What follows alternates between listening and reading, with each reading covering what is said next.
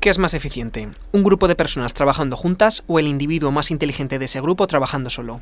A esa pregunta intentarán dar respuesta el próximo 24 de octubre 1 millar de alumnos aragoneses de segundo de bachillerato, que se someterán a un experimento científico para poner a prueba la llamada inteligencia colectiva. Que es aprovechar el conocimiento de muchas personas para que entre todos se crea un ente que sea más inteligente que cada uno de los individuos que lo conforman.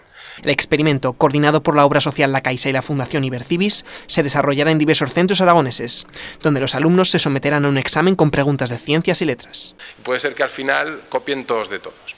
Queremos ver esa influencia de la topología, de las estructuras de red, cómo las mejores ideas, las mejores soluciones pues se van propagando y ver qué mecanismos influyen en esa propagación de la información. Los desarrollos de las pruebas se monitorizarán desde el recién estrenado CaixaForum de Zaragoza. Y, aparte de obtener evidencias científicas, el experimento buscará incentivar la pasión por la ciencia entre los más jóvenes.